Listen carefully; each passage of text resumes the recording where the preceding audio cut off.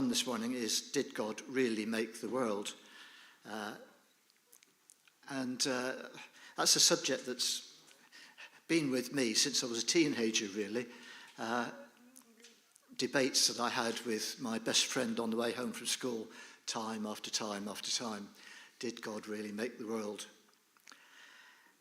And to me, that cuts through to what it really means to be human, what it means to be a person as opposed to an animal or a robot. It always strikes me when I go to a funeral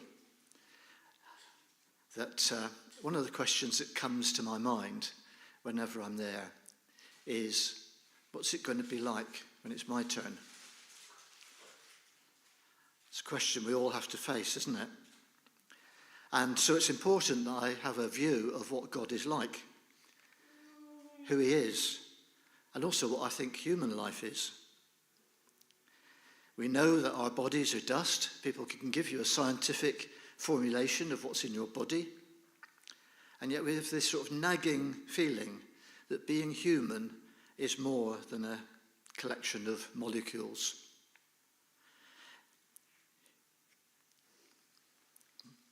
I won't say many of you, but one or two of you may remember the phrase from Hamlet.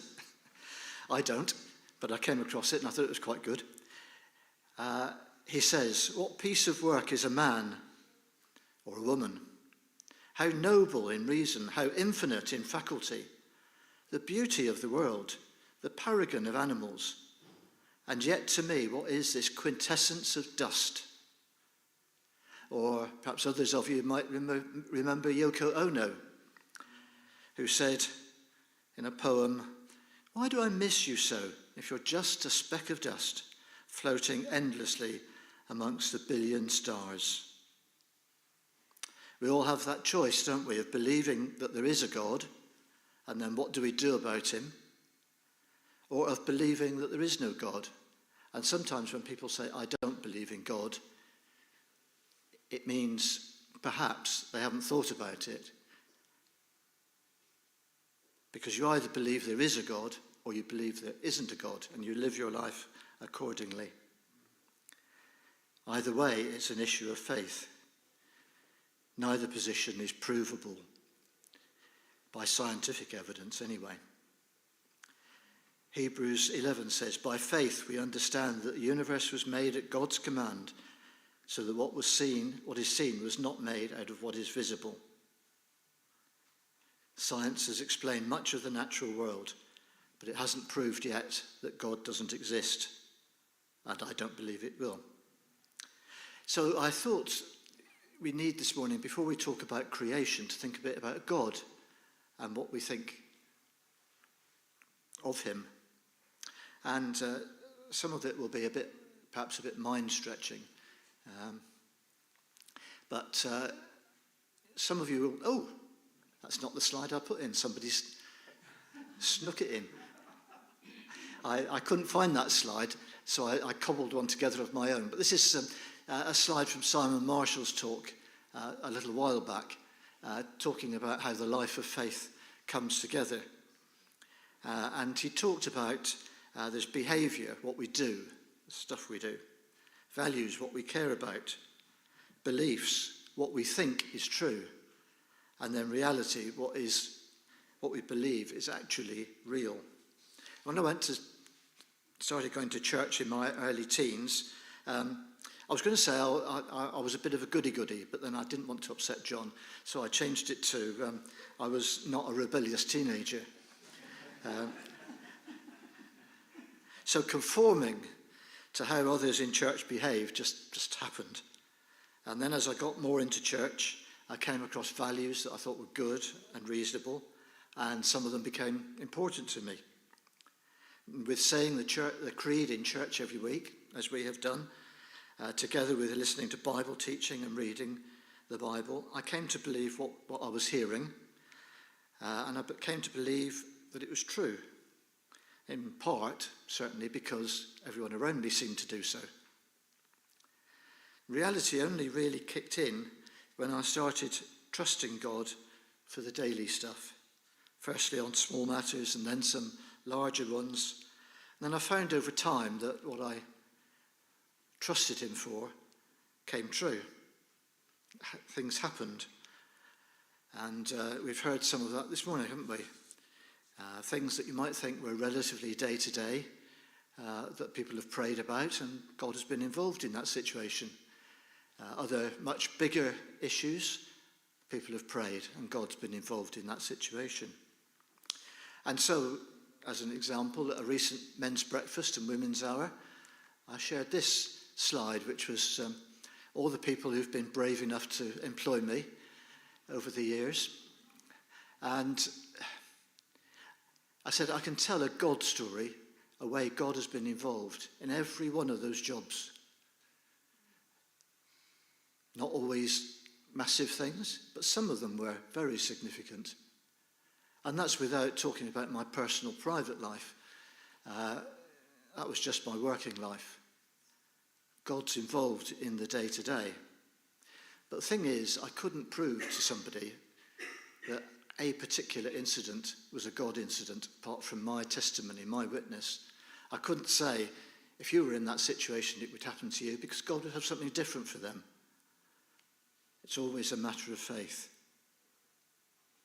Some of you will remember the service led by Sam Burton, the lady who came to a point of very deep guilt, and how she testified, how she felt a huge wave of forgiveness. Clearly, God is very real to her. And God was very real to me in those little bits and pieces and the big issues around my working career. God becomes real when we invite him into our day-to-day. Again, as Ruth was saying earlier, in her personal one-to-one interactions, that's when we find that God is real. A friend of mine became a Christian in a country where it's difficult. And he had to leave his job, his home, his friends and his family, because he was basically given 2 weeks to leave the country or his family would kill him. Clearly, God is very real to him. And all of us need to experience God in a way that's real to us. I can't tell you what that way will be. It will be different for each of us. But belief isn't just theoretical. It's not something we turn on just when we have a crisis. So what are some of the things we believe about God? What is God like? What are his attributes? Because Jesus invites us to call God our Father. And that is right. Obviously, if Jesus says so, then that is right. But sometimes we reduce God down to that narrow focus. And I've always been very indebted to this little book by Tozer, The Knowledge of the Holy.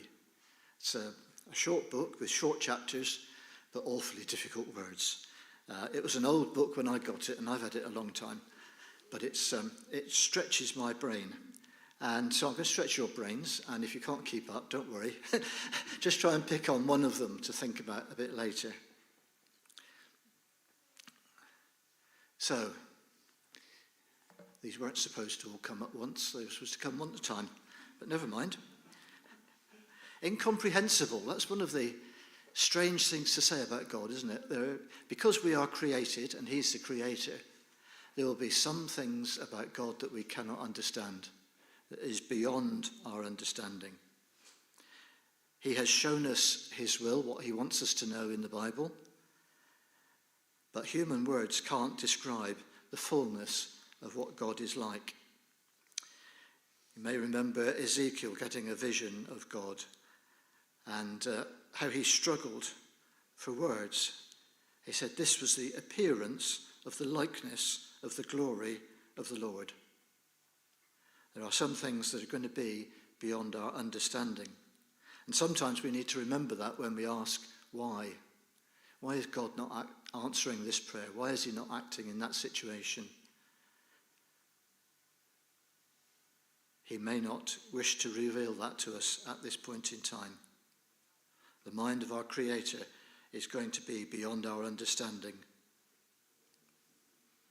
You may find that difficult to take, but most of you here don't understand me. You don't know all sorts of things about me. because I don't choose to reveal them, and you've never asked me. You know? Sometimes you look around the congregation and you think, why on earth did he marry her? Or why on earth? Or why on earth did she marry him? You probably won't actually ask the question, will you? There are some things that we shouldn't know. And it's the same with God. There will be things about God that he chooses not to tell us. Who can fathom the Spirit of the Lord, or instruct the Lord as his counselor? Whom did the Lord consult to enlighten him? And who taught him the right way? Who was it that taught him knowledge, or showed him the path of understanding? He's self-existent. He hasn't got an origin. He didn't start somewhere and he won't finish somewhere. The fact that he has no origin is the big difference between him and us. We didn't origin somewhere. We originated somewhere. We were born. And so he doesn't need to account to us. He's not responsible to anyone. He's not dependent on anyone. He's self-sufficient. He doesn't have needs to be met. He doesn't have to stop for lunch. If we say that God needs something, then we're saying that in some way he's incomplete. His relationship with us is one of grace, of his choosing.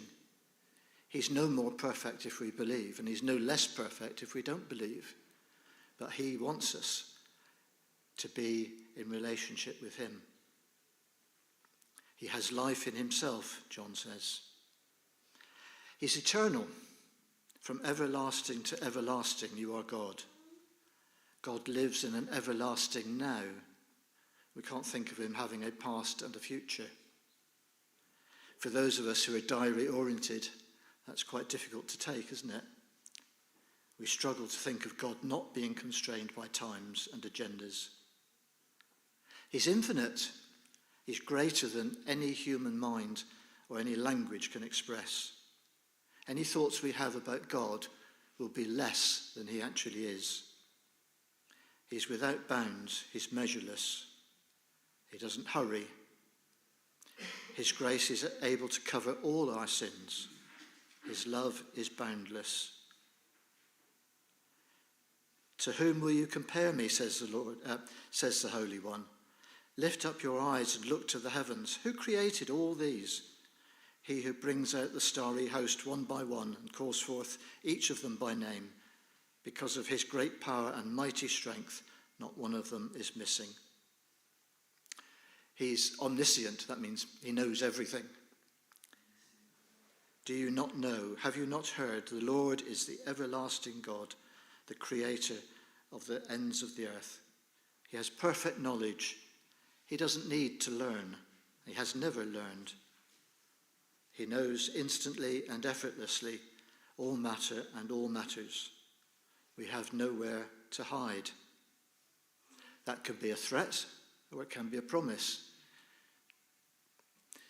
He knows the things that we do at work. He knows the things that we do with our family.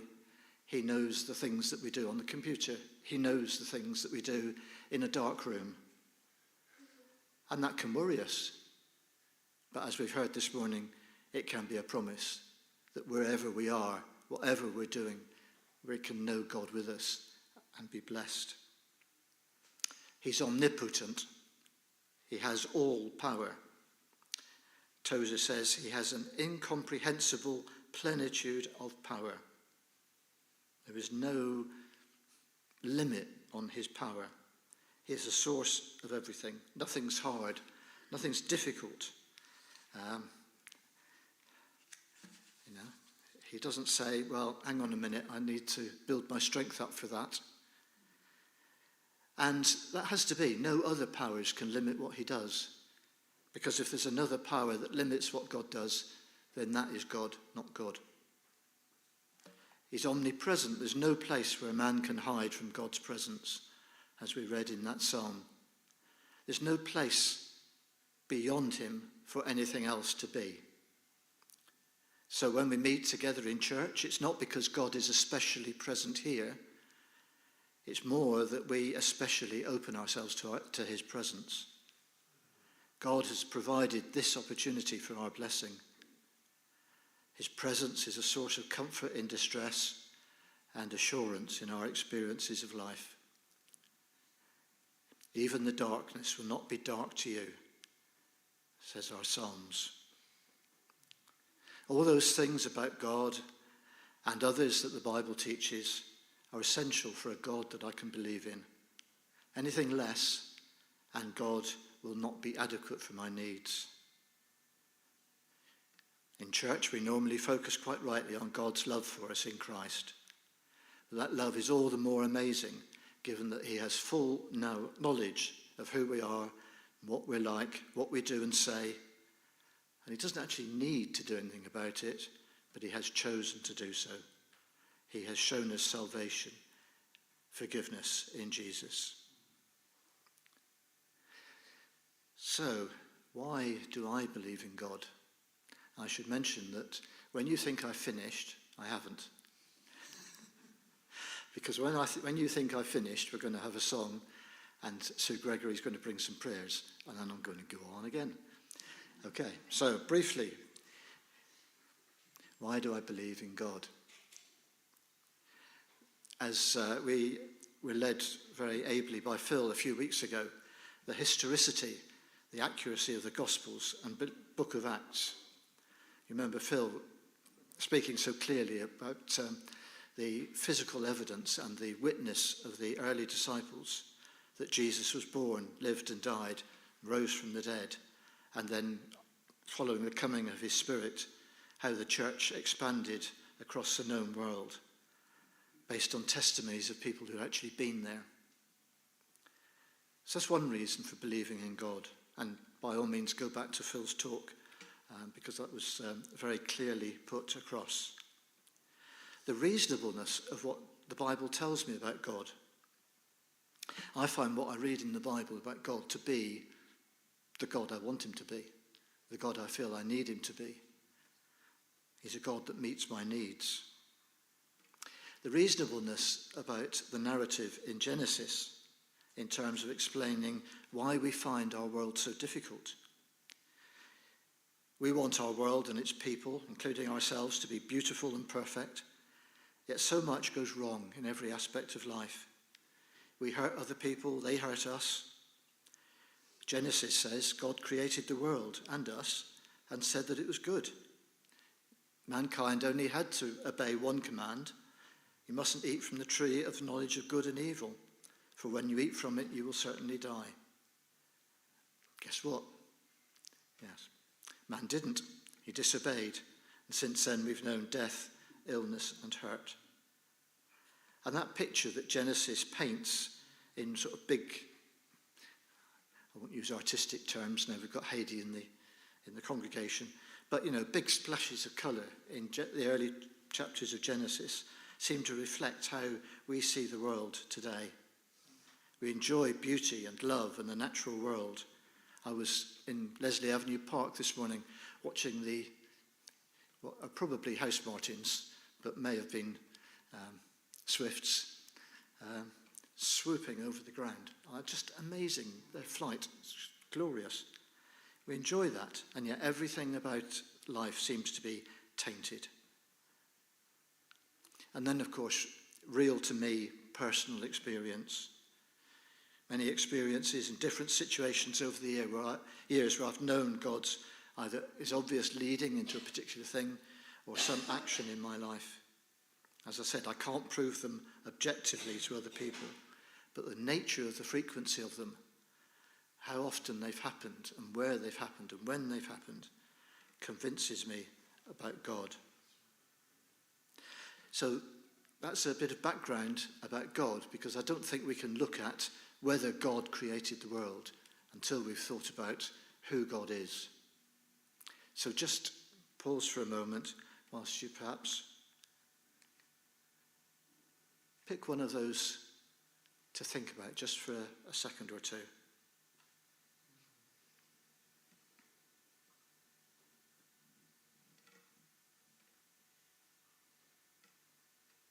Now we're going to sing together a song which picks up a lot of those ideas. John said, oh yes, that's a school assembly song, which for many of us it is. But it's an old hymn that picks up a lot of highlights about what God is like.